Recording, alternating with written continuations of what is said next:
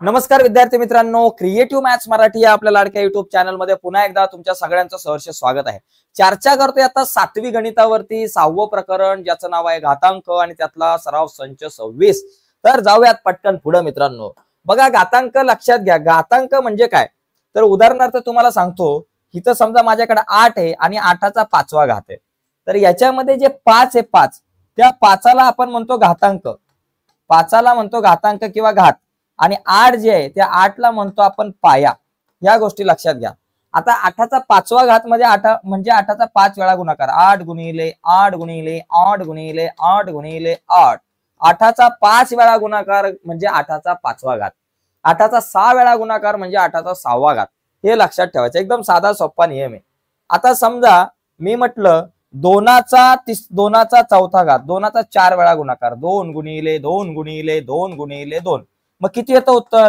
2 दुने 4 बरं का, आणि 2 दुने 4, 4 दुने 8, 8 दुने 16, एकूण गुणाकार 16 येतो। म्हणजे उत्तर किती आलं बाबा? 16 आलं। असं पण कॅल्क्युलेट आपल्याला करता आलं पाहिजे। तर बघा इथं आता घातांकित संख्या दिलेल्या आहेत, पाया दिलाय, घातांक दिलाय, गुणाकार स्वरूप दिलाय आणि किंमत दिलाय। आता 3चा चौथा घात, पाया 3 आणि घात वर येतो 4, गुणाकार स्वरूप 4 वेळा गुणाकार, 3चा चौथा घात म्हणून 3चा 4 वेळा गुणाकार, किंमत 81 येते। तसंच 16चा तिसरा घात, पायाला किती खाली 16 आहे म्हणून 16, घात डोक्यावर किती आहे 3 आहे, डोक्यावर जे आहे ते घात। ओके, आता 16चा 3 वेळा गुणाकार, 16 गुणिले 16 गुणिले 16, आता किती झालं? 16 गुणिले 16 गुणिले 16, 16 गुणिले 16 256, आता 256 ला परत 16 ने गुणा, 16 सक 96 चे 6 आजच्याला आले 9, 16 पंचे 80, 80 आणि 9 झाले 89 चे 9 आजच्याला आले 8, 16 दुने 32, 32 आणि 8 झाले 40, इथं आलं 40 96, इथं लिहा 40 96 असं आपल्याला लिहिता येईल। ठीक आहे, त्याच्यानंतर बघा इथं वजा 8 आहे, आता पाया वजा 8 आहे म्हणजे वजा 8 इथं खाली आले पाहिजे, आणि घात 2 आहे म्हणजे डोक्यावर 2, म्हणजे आता वजा 8च्या डोक्यावर 2 म्हणजे वजा 8 गुणिले वजा 8, 8 8 64, उत्तर अधिक मध्येच येणार, वजा मध्ये नाही, कारण हे वजा वजा कॅन्सल झाले। ठीक आहे, आता इथं बघा 307 307 307 307, आता इथं 307 जे आहे 307 हा पाया असणार, आणि किती वेळा गुणाकार आहे? 1 2 3 4 वेळा गुणाकार आहे, म्हणजे चौथा घात असणार बरोबर। म्हणजे इथं पाया काय बाबा? 307 आला। ओके, आणि घातांक काय बाबा? 4 आहे, आणि उत्तर आलं 3चा 4 वेळा गुणाकार 81, 7चा 4 वेळा गुणाकार 2401। आता वजा 13चा चौथा घात, आता इथं वजा 13 झाला तुमचा पाया, डोक्यावर 4 आहे म्हणजे घात, वजा 13चा किती वेळा गुणाकार? 4 वेळा, वजा 13 गुणिले वजा 13 गुणिले वजा 13 गुणिले वजा 13, मग आता उत्तर किती येईल बाबा? हे 13 गुणिले 13 169 बरोबर, आणि हे 13 गुणिले 13 169, आता 169 गुणिले 169 हा गुणाकार आपण करायचा बघा, 9 9 81 चे 1 आजच्याला आले 8, 9 सक बघा 9 5 45, 9 सक 54, 54 आणि 8 झाले 62, 62 चे 2 आजच्याला आले 6, 9 1 9, 9 आणि 6 झाले 15, इथं आलं 1521।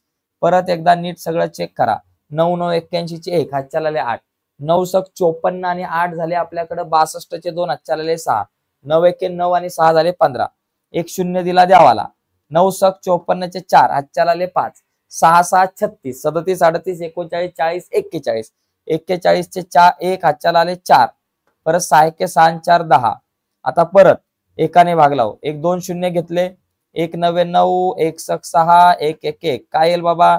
इथं 1 2 आणि 4 6, 5 आणि 9 आणि 1 10 आणि 5 15 चे 5 आजच्याला आला 1, 1 आणि 2 2 आणि 6 झाले 8, 285 61 28561, तर हे आपल्याकडे अशा प्रकारे उत्तर येऊ शकतं।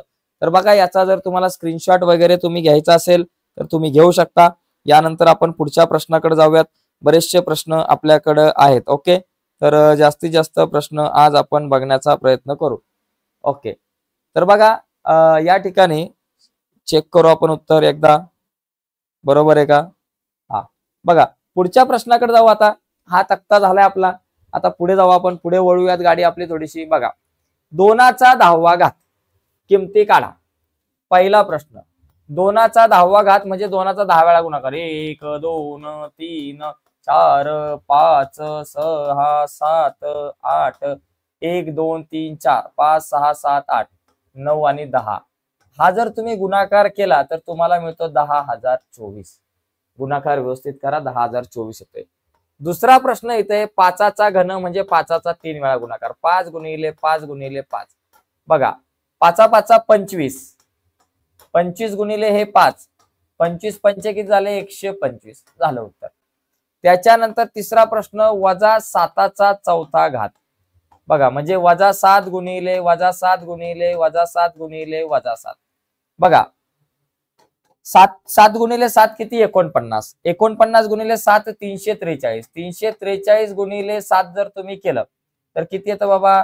7 त्रिक 21 चे 1, हातच्या आले 2. 7 चोक 28, 29 30 चे 0, हातच्या आले 3. 7 त्रिक 21 22 23 24. 2401 का आलं माहितीये का? कारण चौथा घात आहे, 4 वेळा वजा आहे. तिसरा घात आला असतं तर वजा मध्ये उत्तर आलं असतं. चौथा घात असेल तर उत्तर अधिक मध्येच येणार तुमचं. ठीक आहे.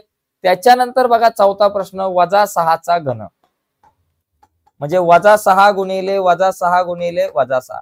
वाटलंच तर इथं -343 आणि इथं -7 घ्या, तुम्हाला हे येणार. आता -6 गुणिले -6 36 अधिक 36. आता 36 गुणिले हे -6.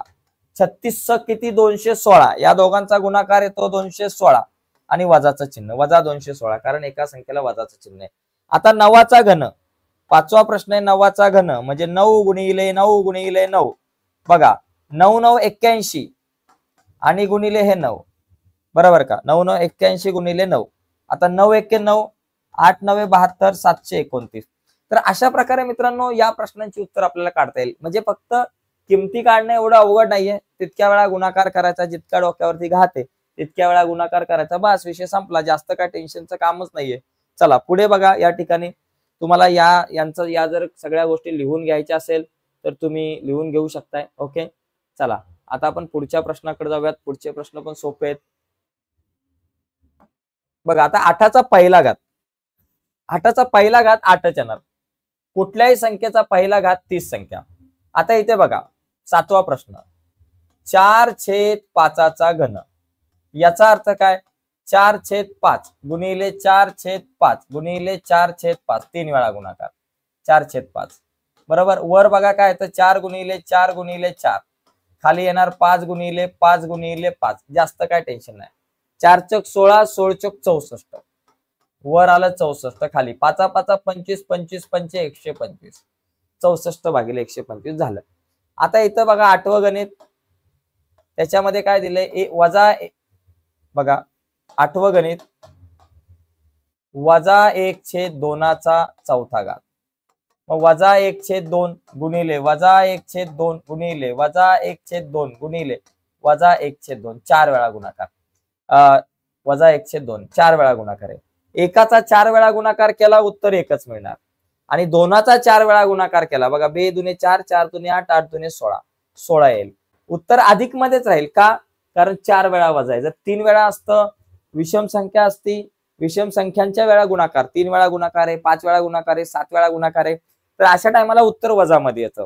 आणि 2 वेळा गुणाकार असेल, 4 वेळा असेल, 6 वेळा असेल, 8 वेळा असेल, 10 वेळा असेल, अशा वेळेस उत्तर तुमचं अधिक मध्येच येणार आहे जर वजा चिन्ह असेल तर. तर अशा प्रकारे आपला हा प्रश्न झालेला आहे. दुसरा प्रश्न सुद्धा आपला झालाय. तर या ठिकाणी आता आपण पुढे जर बघितलं तर एवढेच प्रश्न होते माझ्या माहितीनुसार. पुढे आपल्याकडे पुढचा सराव संच 27. तर हा सराव संच आपण आपल्या उद्याच्या लेक्चरमध्ये बघू. आणि उद्याचं लेक्चर, उद्याची व्हिडिओ तुमच्यापर्यंत पोहोचावी असं वाटत असेल आणि अजूनपर्यंत तुम्ही आपला चॅनल सबस्क्राईब नसेल केला मित्रांनो, तर आत्ताच आपला चॅनल सबस्क्राईब करा आणि त्या बाजूला असलेलं बेलचं बटन सुद्धा दाबा, जेणेकरून मी अपलोड केलेल्या प्रत्येक नवीन व्हिडिओची नोटिफिकेशन तुमच्यापर्यंत पोहोचेल. बाय मित्रांनो, धन्यवाद सर्वांना.